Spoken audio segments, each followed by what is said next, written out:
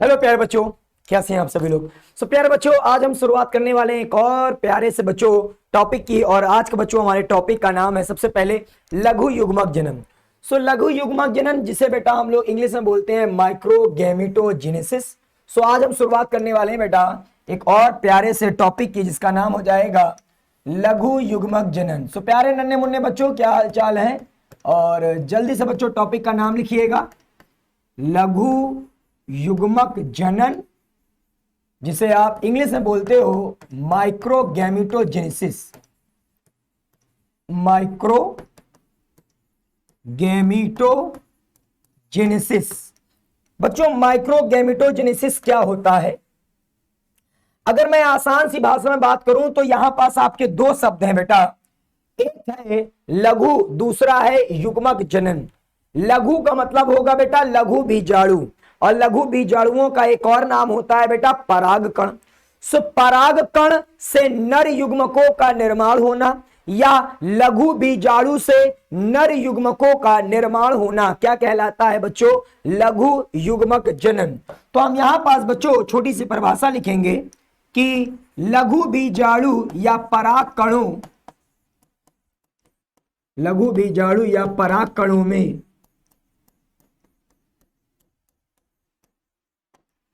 ठीक है बेटा, नर युग्मकों के निर्माण होने की प्रक्रिया को, ठीक है, जो ये लघु युग्मक होता है बेटा, इस लघु युग्मक जनन, लघु युग्मक जनन का मतलब बच्चों ये जो आपका लघु बीजाणु या क्या होता है बच्चों, परागकण। ये जो लघु बीजाणु या परागकण होता है बच्चों, इससे क्या बन रहा है, इससे आपका बन रहा है नर युग्मक। और कितने नर युग्मक बनेंगे बेटा, दो, याद कर लेना, दो नर युग्मक बनेंगे। लघु बीजाणु या परागकण से बेटा एक लघु बीजाणु या एक बच्चों परागकण से दो नर युग्मक बनते हैं।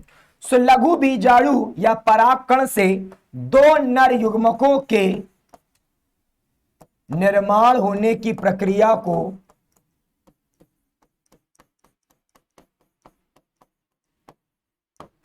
लघु युग्मक जनन कहते हैं।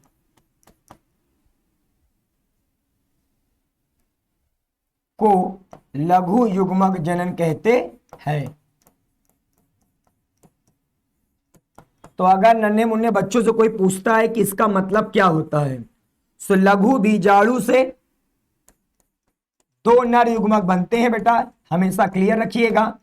एक लघु बीजाणु से दो नर युग्मकों का निर्माण होता है, एक लघु बीजाणु से दो नर युग्मकों का निर्माण होता है बेटा। सबसे पहले आप ये छोटी सी परिभाषा नोट करिएगा। क्लियर हो गई इतनी बातें, चलो नेक्स्ट आगे बढ़ेंगे बच्चों। अब जो हमारा ये आगुणित परागकण या लघु बीजाणु होता है, ये नर युग्मकोद्भिद की प्रथम कोशिका होती है। नर युग्मकोद्भिद की प्रथम कोशिका का मतलब जो नर युग्मक का निर्माण होता है वो बेटा किससे होता है, लघु बीजाणु या परागकण से। आगुणित लघु बीजाणु या बच्चों क्या, परागकण। आगुणित लघु बीजाणु या परागकण या बच्चों कौन, परागकण नर युग्मकोद्भिद की प्रथम कोशिका, नर युग्मकोद्भिद की प्रथम कोशिका होते हैं। नर युग्मकोद्भिद की प्रथम कोशिका होती है, ठीक है, प्रथम कोशिका, ठीक है बच्चों, प्रथम कोशिका है कौन, लघु बीजाणु या परागकण, किसकी बेटा, नर युग्मकोद्भिद की। अब आपके मन में एक प्रश्न आ रहा होगा, सर ये नर युग्मकोद्भिद क्या होता है। आपके मन में एक प्रश्न आ रहा होगा, सर ये नर युग्मकोद्भिद का मतलब क्या होता है। तो बच्चों नर युग्मकोद्भिद का मतलब, जब परागकण जो अंकुरित परागकण है, जब अंकुरित परागकण में बेटा आपको परागनली और आपको नर युग्मक मिल जाते हैं। जब अंकुरित परागकण में आपको परागनली और दो नर युग्मक बेटा मिल जाएंगे, तो इस अंकुरित परागकण को हम क्या बोलते हैं बेटा, नर युग्मकोद्भिद। तो नर युग्मकोद्भिद क्या है बच्चों, ध्यान से सुनो एकदम जल्दी से। नर युग्मकोद्भिद का मतलब क्या होगा बेटा, छोटी सी परिभाषा लिखना। अंकुरित परागकण होता है,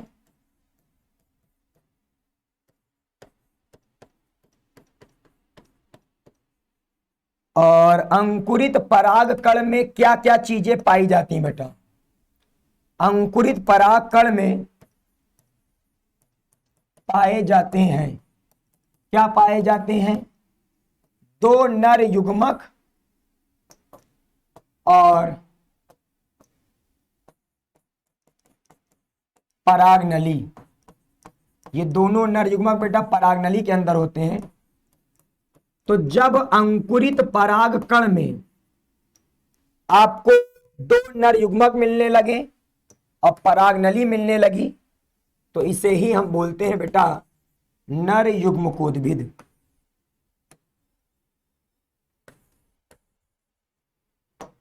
इसे हम क्या बोलते हैं बच्चों, नर युग्मकोद्भिद, इंग्लिश में मेल गैमेटोफाइट। तो नर युग्मकोद्भिद सबसे पहले सब लोग नोट करेंगे बेटा।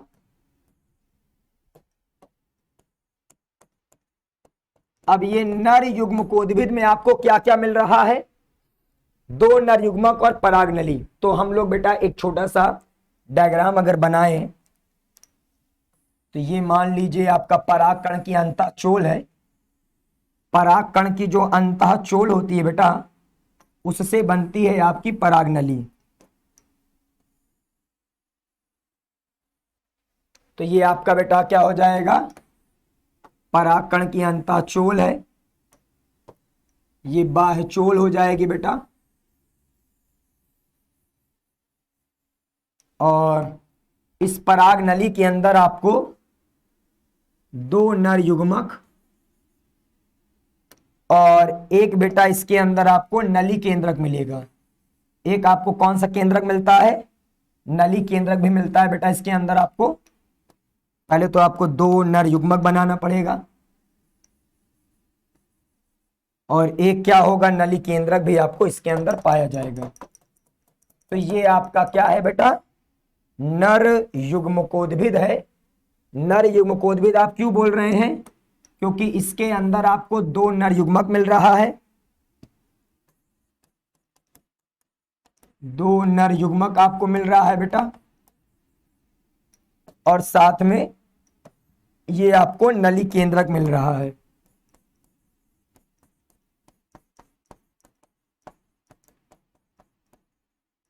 ठीक है, तो और ये आपकी बाह्यचोल हो जाएगी या अंतःचोल हो जाएगी, बाह्यचोल, और बच्चों ये हो जाएगा आपका अंतःचोल।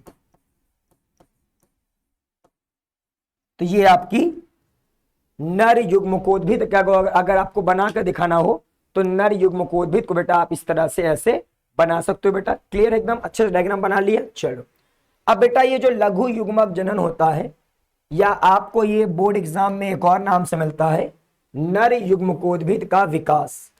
तो आवृतबीजी पादपों में लघु युग्मक जनन या नर युग्मकोद्भिद का जो विकास है, ये दो चरणों में होता है बेटा। आवृतबीजी पादपों में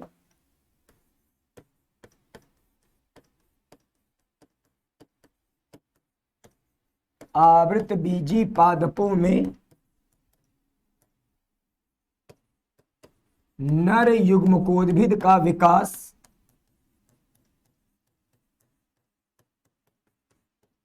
या लघु युग्मक जनन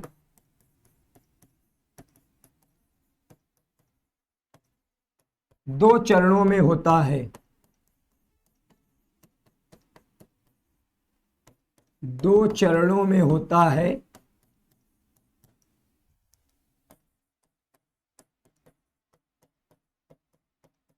ओके नन्हे मुन्ने बच्चों, प्रथम चरण और द्वितीय चरण।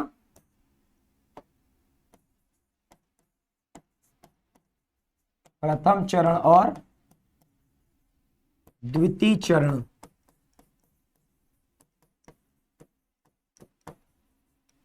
अब बच्चों आप सोच रहे होंगे कि ये लघु युग्मक जनन में पहले चरण में क्या होता है और दूसरे चरण में क्या होता है।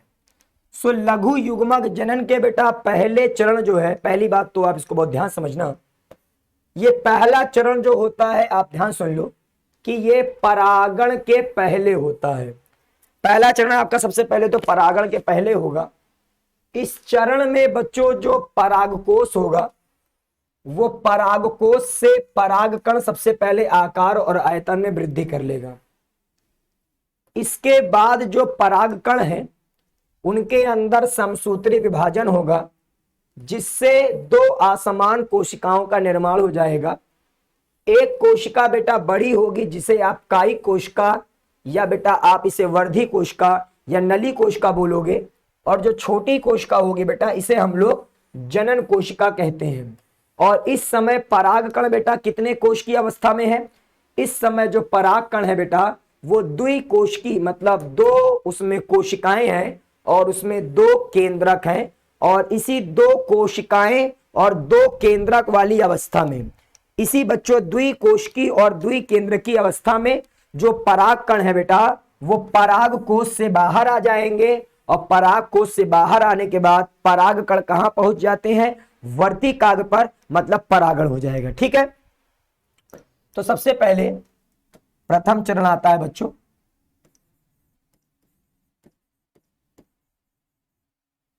प्रथम चरण में बच्चों क्या होता है?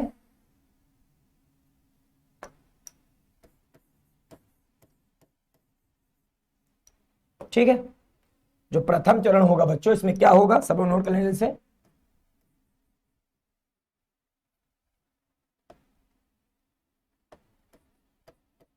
ठीक, सबसे पहले तो यह परागण के पहले होता है।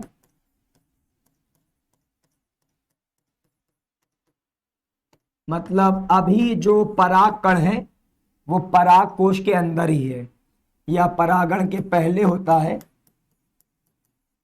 और इसमें जो परागकण है वो वर्तिकाग्र पर अभी पहुंचा नहीं है। परागण के पहले का मतलब जो परागकण है वह अभी वर्तिकाग्र पर नहीं पहुंचे हैं। परागकण अभी वर्तिकाग्र पर नहीं पहुंचे हैं, परागकण अभी वर्तिकाग्र पर नहीं पहुंचे हैं। और इस समय बच्चों क्या होगा? इस समय जो सबसे पहले तो आपका जो परागकोश होगा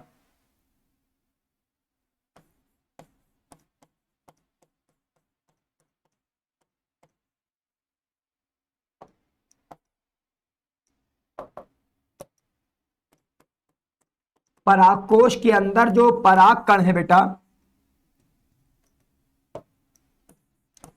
सबसे पहले परागकोश के अंदर जो परागकण है उस परागकणों का आयतन और आकार में वृद्धि होगी। परागकणों के आकार और आयतन में सबसे पहले वृद्धि होगी।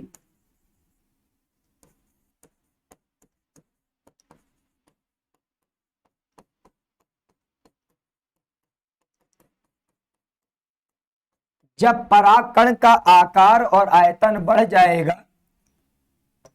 तो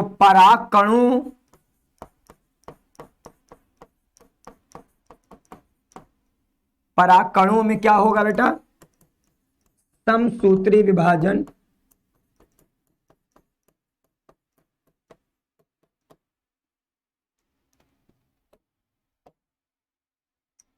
विभाजन के पश्चात दो असमान प्रकार की कोशिकाएं बनेंगी। विभाजन के बाद बेटा आपको क्या होगा? दो असमान कोशिकाओं का निर्माण हो जाएगा। दो असमान कोशिकाओं का क्या होता है बेटा? निर्माण। दो असमान कोशिकाओं का निर्माण हो जाएगा। एक कोशिका आकार में बड़ी होगी, एक कोशिका आकार में छोटी होगी। तो आकार में बड़ी कोशिका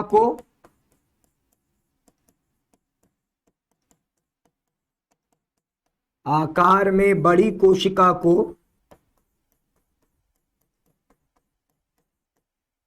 क्या बोलोगे बच्चों? कायिक कोशिका या वर्धी कोशिका या नली कोशिका कहते हैं। कायिक कोशिका या वर्धी कोशिका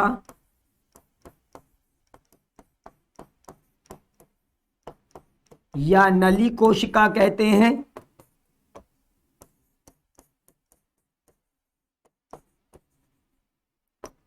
या नली कोशिका कहते हैं।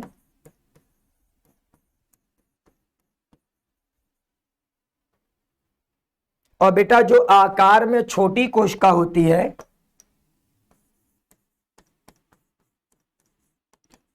आकार में छोटी कोशिका को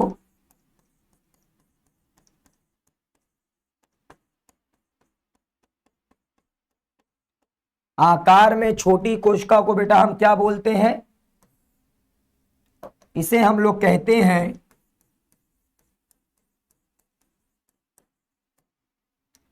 क्या कहते हैं बच्चों? जनन कोशिका।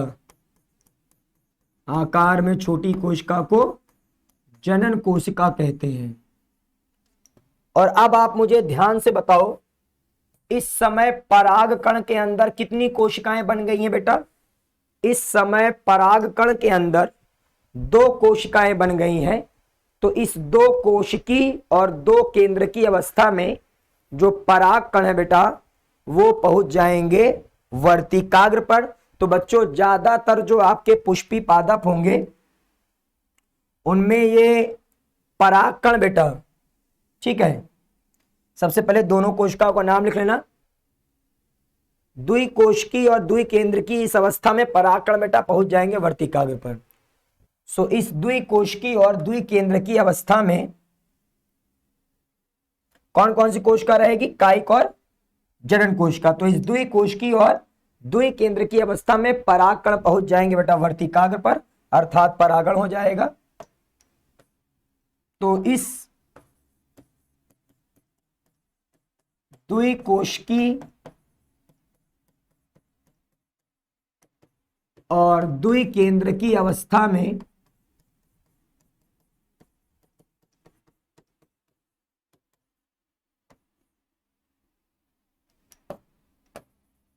द्विकेंद्र की अवस्था में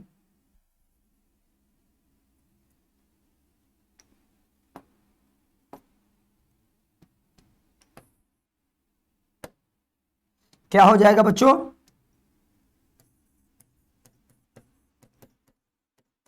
अवस्था में। अब बेटा 2 कोशिकाओं में नाम बताओ। 2 कोशिकाओं में एक होगी बेटा कायिक कोशिका और एक होगी जनन कोशिका। कायिक कोशिका के केंद्रक को आप कायिक केंद्रक कह सकते हो और जनन कोशिका के केंद्रक को आप जनन केंद्रक कह सकते हो। तो इस समय बेटा आपकी इस द्विकोशिकी और द्विकेंद्र की अवस्था में परागकण वर्तिकाग्र पर पहुंच जाता है, अर्थात परागण हो जाता है।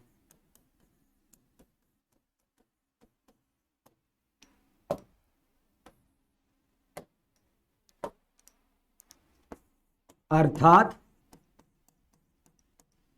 परागण हो जाता है। क्या हो गया बच्चों? परागण हो गया है।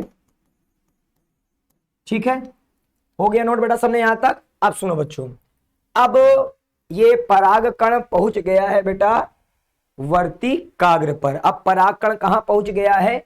वर्तिकाग्र पर। तो जब परागकण वर्तिकाग्र पर पहुंच जाएगा तो कौन सा चरण बेटा स्टार्ट होगा? द्वितीय चरण। तो जो द्वितीय चरण होगा बच्चों, यह परागण के बाद संपन्न होता है। द्वितीय चरण परागण के बाद संपन्न होता है बेटा, परागण के बाद होता है।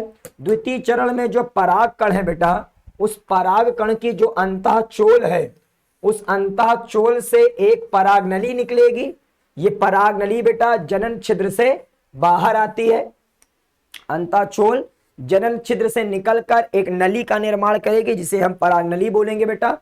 ये परागनली पहले वर्तिका में जाएगी, फिर बेटा ये बीजांड की ओर गति करती है। परागनली के अंदर बेटा जो जनन कोशिका होगी, वो बना लेगी बेटा जनन केंद्र, मतलब जनन कोशिका का जो जनन केंद्रक होता है वह बेटा समसूत्री विभाजन के द्वारा क्या बना लेगा, दो नर युग्मक। ये बेटा आपके बोर्ड एग्जाम में क्वेश्चन आता है कि पराग कण की कौन सी कोशिका से दो नर युग्मकों का निर्माण होता है। तो पराग कण की जनन कोशिका में आपको क्या मिलेगा, जनन केंद्रक, और वो जनन केंद्रक जो है वो समसूत्री विभाजन करके दो नर युग्मकों का निर्माण कर लेगा।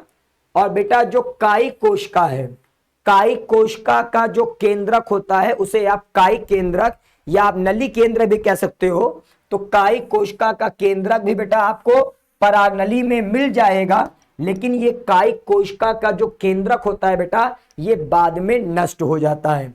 तो द्वितीय चरण में देखिए क्या होता है बच्चों। द्वितीय चरण में सबसे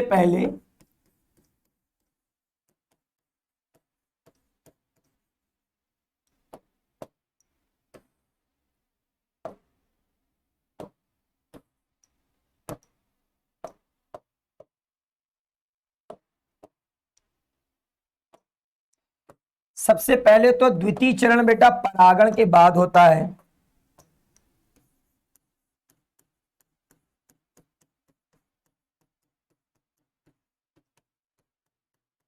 द्वितीय चरण में क्या होता है, द्वितीय चरण में जो पराग कण होगा, पराग कण,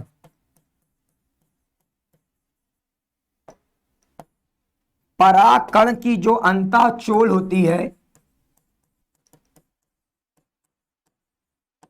ये अंतःचोल बेटा जनन छिद्र से निकलकर, जनन छिद्र से निकलकर एक नली का निर्माण करती है। जनन छिद्र से ये नली निकलेगी, जनन छिद्र से निकलकर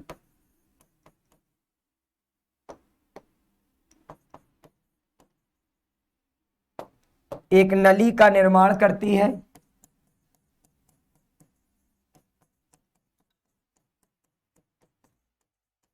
एक नली का निर्माण करती है, ठीक है। क्या करेगी बच्चों, एक नली का निर्माण करती। क्लियर है, इतनी बातें सब लोग बताओ भैया जल्दी से। यस, एक नली का निर्माण करती है और इस नली को बेटा हम क्या बोलेंगे,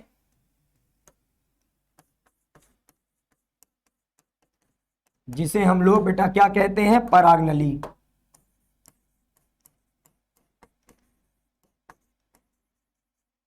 ठीक है, जिसे पराग नली या पॉलन ट्यूब कहते हैं। ये परागनली जो होगी बच्चों द्वितीय चरण में बनती है।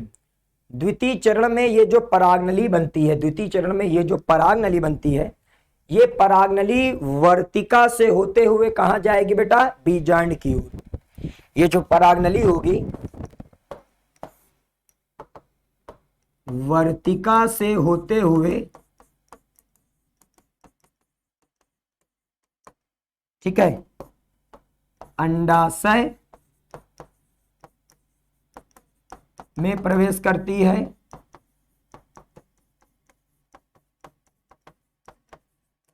और फिर अंडाशय से बीजांड में, तो वर्तिका से होते हुए अंत में ये बीजांड की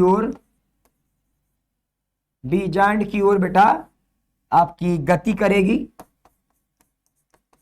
बीजांड की ओर बेटा जाती है। वर्तिका से होते हुए बेटा ये कहां जाती है, वर्तिका से होते हुए ये बीजांड की ओर बेटा गति करती है। नोट करो बेटा, बीजांड की ओर गति करेगी, वर्तिका से होते हुए बीजांड की ओर। आपको मैं छोटा सा एक डायग्राम दिखा देता हूं, आप इस डायग्राम को भी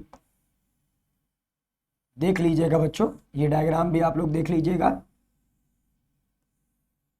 ये है आपका, ठीक है, स्त्री केसर या अंडप, इसमें ये है बीजांड,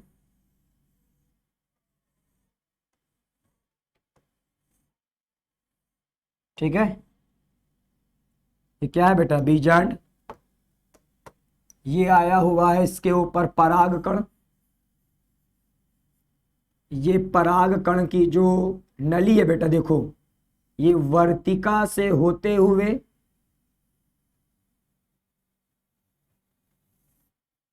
ठीक है,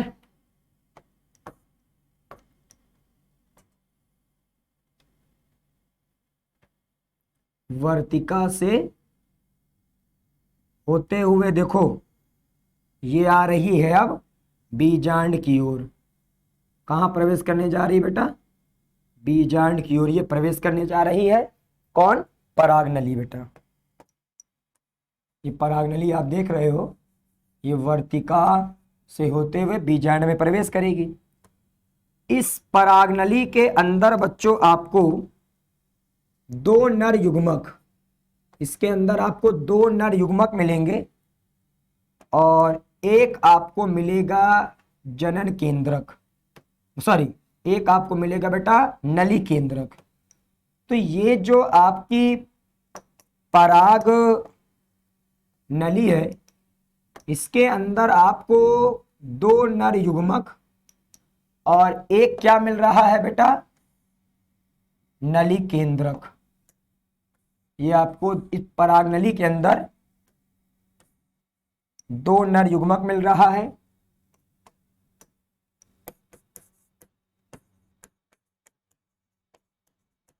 दो नर युग्मक और एक आपको मिलेगा नली केंद्रक। ठीक है, अब मेरी बात को सुनना। ये जो पराग नली है, जब ये पराग नली बीजांड की ओर प्रवेश कर रही होगी तो ये जो पराग नली के अंदर सबसे पहले क्या था, जनन केंद्रक। पराग नली के अंदर बेटा ध्यान सुनना, कौन से केंद्रक से बनता है दो नर युग्मक, जनन केंद्रक। बेटा ये जो पराग कण होता है, पराग कण, पराग कण में आपने देखा है, ये जो पराग कण है बच्चों ध्यान सुन लेना, एकदम बहुत इंपॉर्टेंट पॉइंट चल रहा है बेटा। ठीक है, ये जो आप देख रहे हो, ठीक है, इसमें क्या होता है, सबसे पहले ध्यान सुनो कि जो ये आपका पराग कण होता है, ये पराग कण बेटा जब थोड़ा बड़ा हो जाता है आकार और आयतन में, जब ये पराग कण बेटा क्या हो जाता है, बड़ा हो जाता है, तो आकार और आयतन में जब ये पराग कण बच्चों बड़ा हो जाएगा, आकार और आयतन में जब ये पराग कण बच्चों क्या हो जाता है, बड़ा हो जाता है, तो पराग कण के अंदर मैंने आपको बताया हुआ है समसूत्री विभाजन होगा। पहले पराग कण के अंदर केवल एक केंद्रक पाया जाता है, लेकिन जब इसके अंदर समसूत्री विभाजन होगा तो दो केंद्रकों का निर्माण हो जाएगा। एक केंद्रक आकार में छोटा होगा और एक केंद्रक आकार में बड़ा होगा। ये जो छोटा वाला केंद्रक था बेटा, ये बनाएगा छोटी कोशिका और बड़ा वाला केंद्रक बनाएगा बेटा बड़ी कोशिका। तो आपने इसी को ही बोला था, ये जो बड़ी कोशिका है और ये जो छोटी कोशिका है, इसी को आपने बोला था, ये जो छोटी कोशिका है इसको आपने बोला है जनन कोशिका, और ये जो जनन कोशिका का केंद्रक है बच्चों, ये है आपका जनन केंद्रक। और इसी जनन केंद्रक में परागण के बाद, जब परागण हो गया, यही जनन केंद्रक बच्चों परागण के बाद जो है वो समसूत्री विभाजन करता है। क्या करता है बच्चों, समसूत्री विभाजन करेगा, और इसी में समसूत्री विभाजन से क्या होता है, दो नर युग्मकों का निर्माण होता है। ये पॉइंट बेटा आप लोग नोट कर लीजिएगा, इंपॉर्टेंट पॉइंट है, क्लियर हो जाएगा अच्छे से। चलो, और ये जो आपकी बड़ी कोशिका होती है इसे आप कायिक वर्धी या नली कोशिका बोलते हो।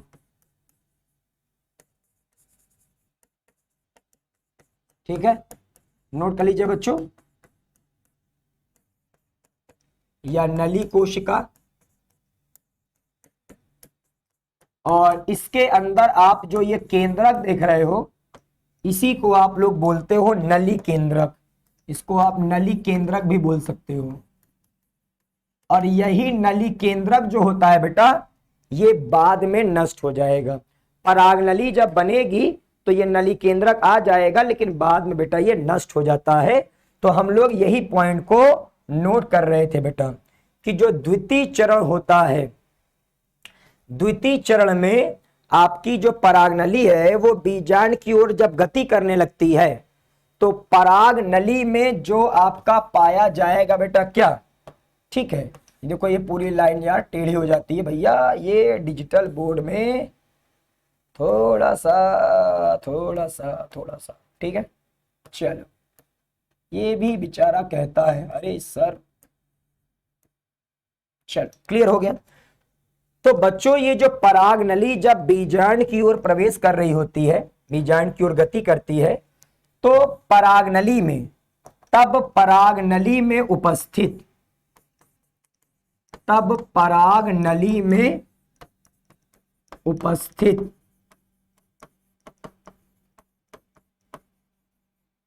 परागनली में उपस्थित क्या उपस्थित है बेटा, जनन केंद्रक और आपका नली केंद्रक।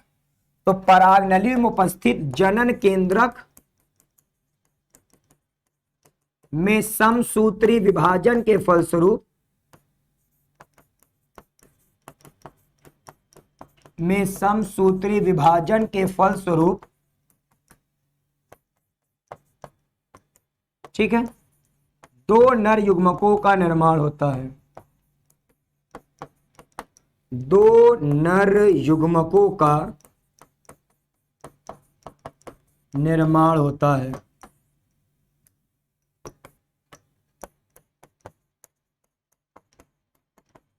और बच्चों ये जो आपका नली केंद्रक होगा, नली केंद्रक भी परागनली में उपस्थित होगा।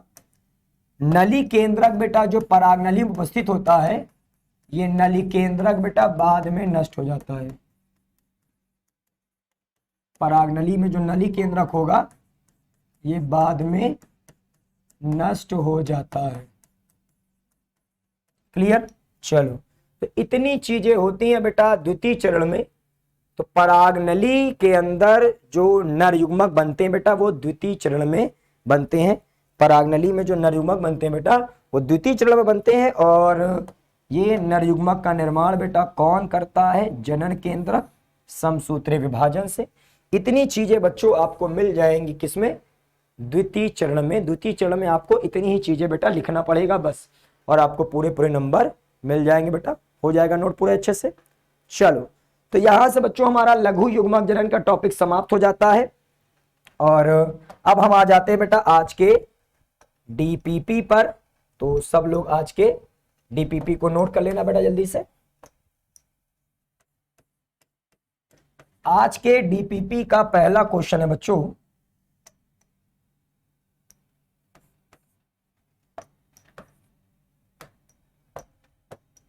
नर युग्मकोद्भिद की परिभाषा।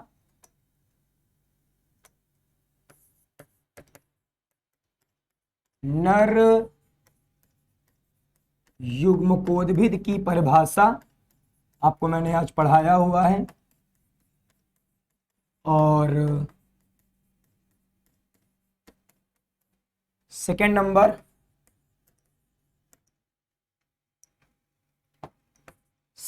हो जाएगा बच्चों हमारा एक और छोटी सी परिभाषा, लघु युग्मक जनन की परिभाषा। और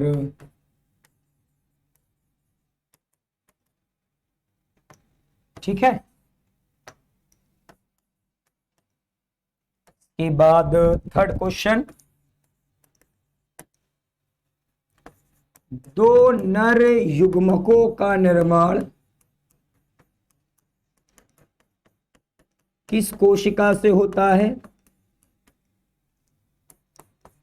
किस कोशिका से होता है?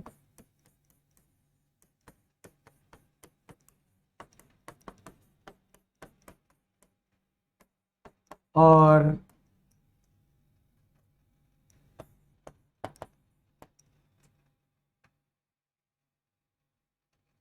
इसके बाद बताइएगा कि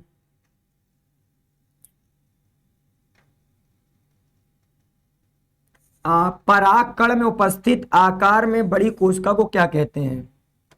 पराग कण में उपस्थित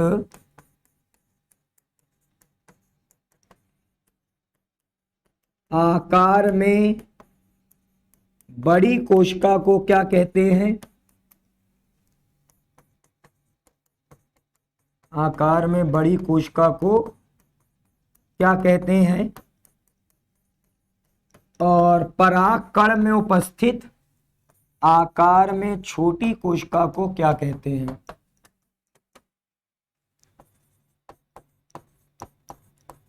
तो ये बेटा आज के आपके डीपीपी के 5 क्वेश्चन हो जाएंगे। ठीक है, सब लोग इसे जल्दी से क्या कर लोगे बेटा, नोट कर लोगे। और प्यारे नन्हे मुन्ने बच्चों, इस चैप्टर को खूब खूब अच्छे से रिवीजन करना और प्यारे नन्हे मुन्ने बच्चों अपना खूब खूब ख्याल रखना।